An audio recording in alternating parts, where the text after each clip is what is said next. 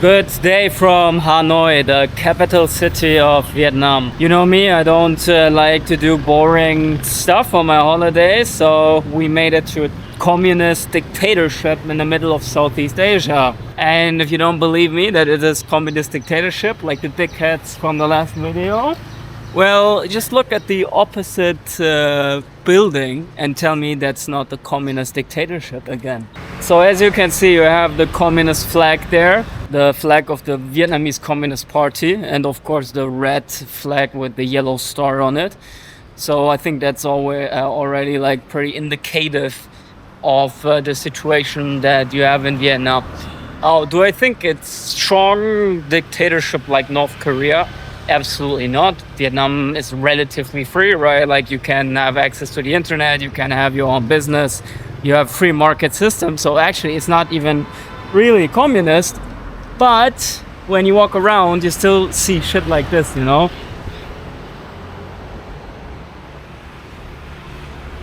So you see this kind of stuff everywhere, and this just reminds you who's like in charge of the country. Like sure, if you play by the rules, then it won't be an issue. But as soon as you say something against the Communist Party of Vietnam, you will have very big issues, and you can see the flag everywhere, which is also like, I think, kind of like a display of patriotism or loyalty to the Communist Party.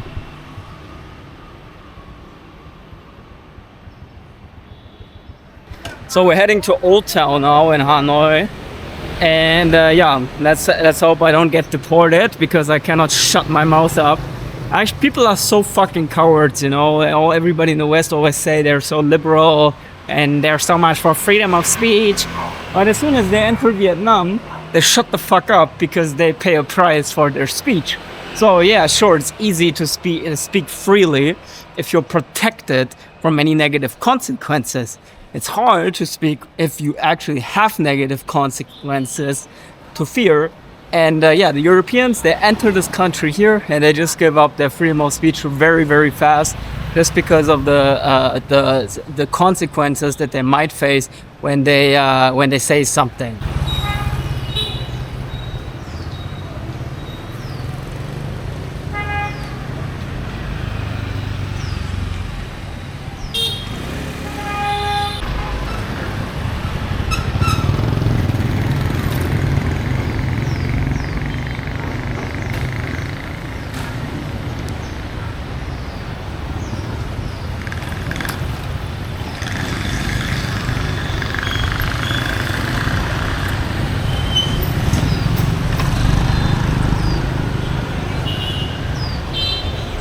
So this is the pretty popular train street in Hanoi, where you can drink a coffee or like right next to the train tracks. Even though I think this is not the famous one where you have like the train passing right next to the coffee. But it's still pretty interesting. You have the flags of Northern Vietnam, like the old Northern Communist Republic, the Communist Party, and like United Vietnam everywhere again. It's a lot of patriotism displayed that you can see going on here. So we found a guy who takes us to the train street, because the train goes at exactly 1 p.m.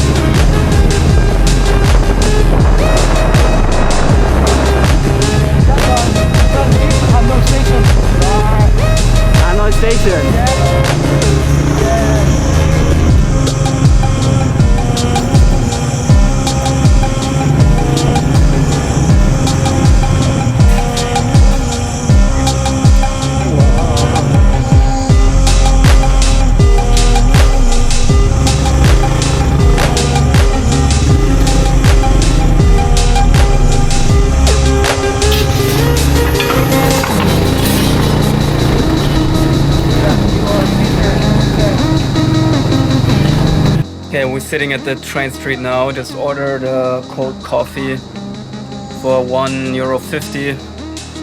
And yeah, now we're sitting here waiting for the train to come. The street is really pretty. Of course, the guy overcharged me to come here, but he also gave me a really good place where there's not a lot of tourists.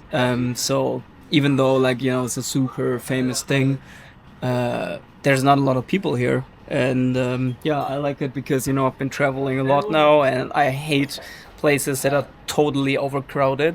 Some tourists I don't mind, but when you have this like masses, you even cannot see what you want to look at properly, that just pisses me off. And this is not the case here at all. It still feels kind of authentic, like Hanoi. So pretty good. I think I heard something coming.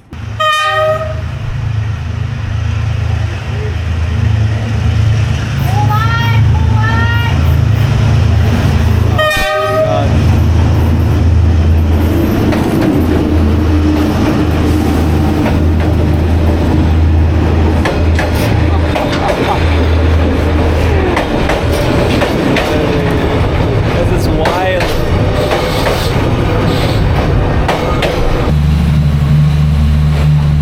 This was crazy. The train was so close to my feet. Like, wow. Not bad. And you can see them at now rolling out the balcony again.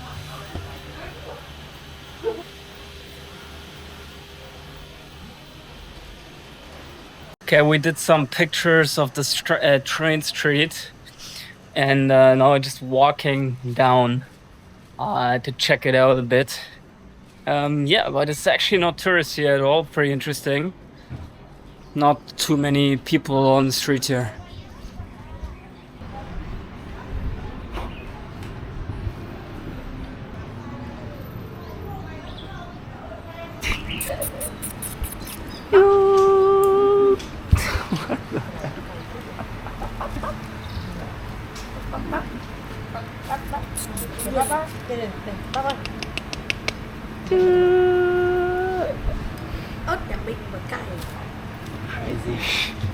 Okay, thank you.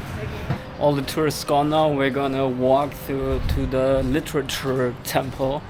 And the funny thing is you can actually walk along the train tracks from here. This is the traffic in Vietnam, and you really just have to walk through it, which is pretty crazy when you're from Europe or, you know, from the Western world. But that's just how things work here. You just have to like walk in the middle of the craziness and cross the roads like I just did.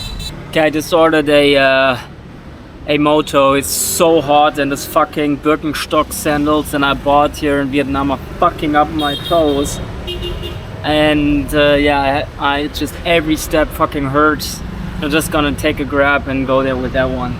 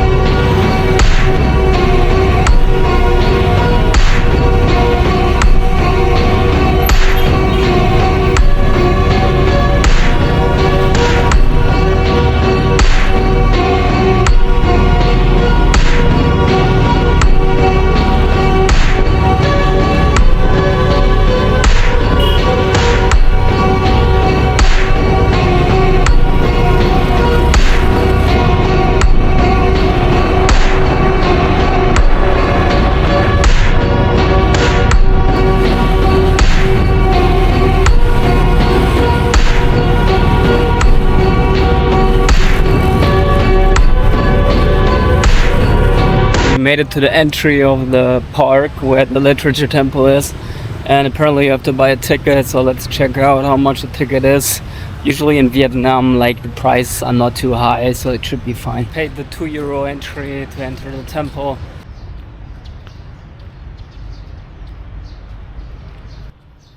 quite nice, peaceful, and I think this is the first university that existed in Vietnam.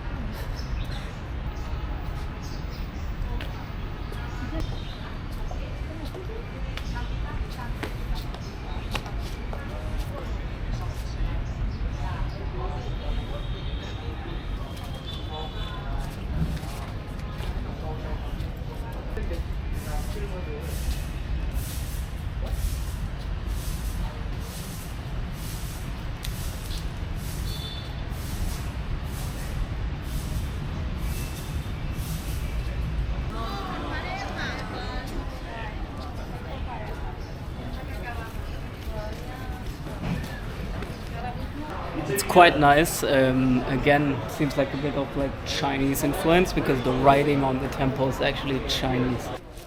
All right, so I just learned that this is like has like a Confucius philosophy that actually came from China and went to Vietnam later. And the philosophy means you have integrity, you treat others with respect, and you respect the elders especially. So this kind of philosophy really is very similar to the ones that you see coming from the West. And yeah, so it's pretty much always the same. It's funny when you travel the world, you see kind of like the same morals again and again. So I was actually thinking to go to the Laos consulate later, be integer, be honest, and tell them that I have some critical content about communism, Marxism. So Laos is a communist country. It's basically a communist dictatorship. And if they do that, then I might run into issues, but maybe not. I'm not sure if I can film in the consulate. I will go there soon. But we'll try it, and we'll see how far we can get with this kind of philosophy in the Laos consulate. So let's go. Yeah, it's funny that you have this Confucius philosophy in China and Vietnam, despite the fact that they're super authoritarian systems. And I think the majority of people probably not gonna be very integer and honest about what is going on in the country, because if you speak the truth about that, you will likely go to prison. So, but maybe we can pull it off and being a really integer, honest Confucian philosophy person. So studying at this temple here for Vietnamese students was a real honor, and it was not just something very intellectual, but it actually was a moral study, like almost like a philosophical education about the disciplines in philosophy. But I'm not sure if they taught other things here. It's just got told this by ChatGPT, to be honest, and I find it really interesting because I'm very interested in fundamental moral questions. I'm reading the Bible actually right now.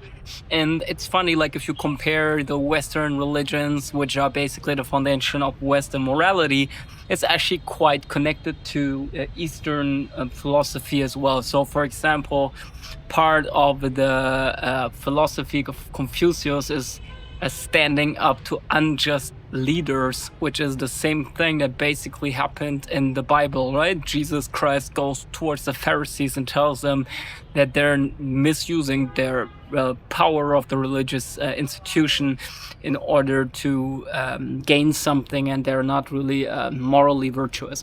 So you can find this in a lot of different philosophies, moral codes, and even a dynasty philosophy in the East, like here in Vietnam. So I just checked all the topics that were taught at this temple, and actually it's not just philosophy that they taught here, but also simple mathematics, astrology, law, and this kind of topics, even social codes, social behavior.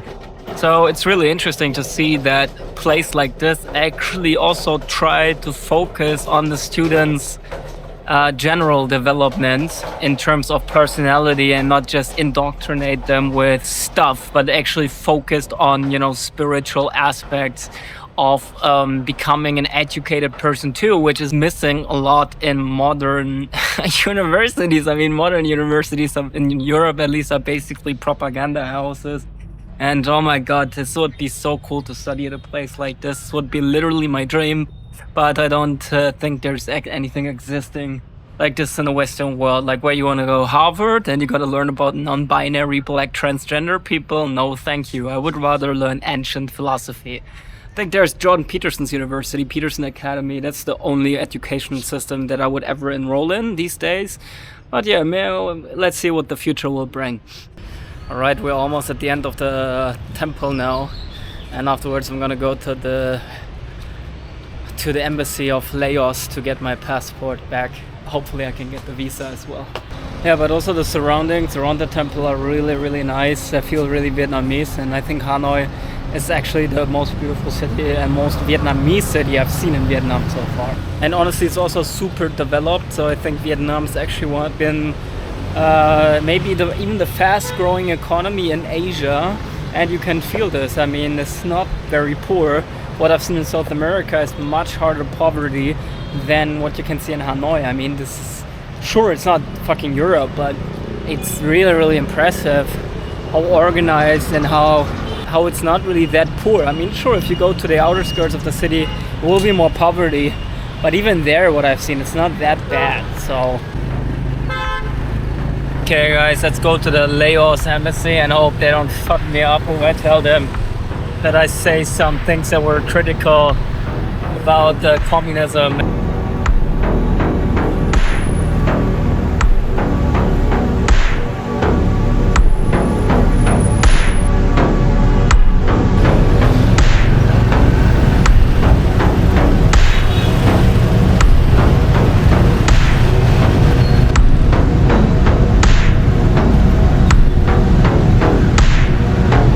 And it's the embassy of Laos.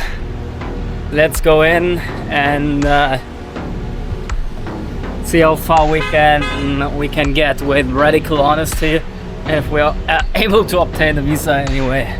Wish me luck. Alright guys, I told the guy that I have some social media content where I'm critical about the communism and the Laos state system, and paid and got the visa. So nothing happened. The girl behind me, I think she couldn't believe it. She was looking at me like I'm some crazy person. But yes, thank you to Laos for your visa. I will respect your country, but I'm still gonna be critical and say what I think. So yeah, should be fine. See ya. I will be in Laos end of the week and hopefully not get imprisoned. So let's go. As a police guy in the background from Vietnam, and yeah, I have literally no clue how I made that happen, that I still obtained a visa for Laos after literally telling him that I have content on social media that's critical towards communism and the state system in Laos. I mean, Laos is a one-party communist country and there's no freedom of speech. It's literally one of the lowest countries on the list of freedom of speech. And I literally told them that I don't care about that and still say what I want. Yeah, maybe he didn't understand what I said, or maybe he is simply afraid because I have a German passport, and I mean, if they put me in prison in Laos or something like that, then yeah, you might run into a little bit of issues. But I guess lucky. I hope the consequences will not come later. But I think I will get out of it, and it should be fine. Like usual, with my kind of honesty, usually I survived it. So let's go. The embassies all look pretty interesting. This is the embassy of India, a country where I definitely want to go. It's really, really high on my list. With China, actually. But I'm a bit afraid of China, to go to China, because I cannot shut up, as you can see, even in communist countries. So yeah, and I'm not sure how far I will go with that mentality in China, so I might end up in prison there. And I actually don't want that, because they're gonna torture me or some shit. No, thank you.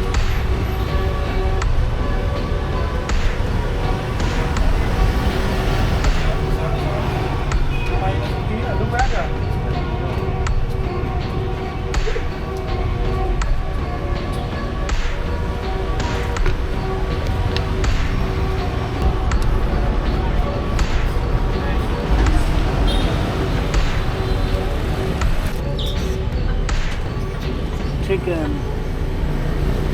Vietnamese chicken. Vietnamese chicken. Yeah. Nice. Like, this small chicken. And now we're gonna go to a park where there's also quite old temple. Then we're gonna go back to the old town of Hanoi and plan our trip to Ninh Binh tomorrow, which is like a part of Vietnam that is close. One thing I noticed in Hanoi, by the way, there's a lot of police compared to Da Nang, for example. There's police fucking nowhere. So yeah, it's more, has definitely more like present feeling here, but we're also in the corner where all of the embassies are, so obviously they're police controlled, right?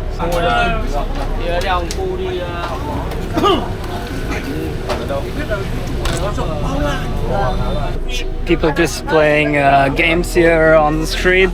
Yeah, we're close to the last park that we're gonna look at. I think this is some governmental building or something like that. And here on the left side, now we're gonna walk towards the lake and park that is pretty famous in Hanoi as well. Okay, we made it to the last lake here. You have this like monumentum in the middle of the lake. I'm seriously too lazy to walk there now. I think I'm gonna call it a day now.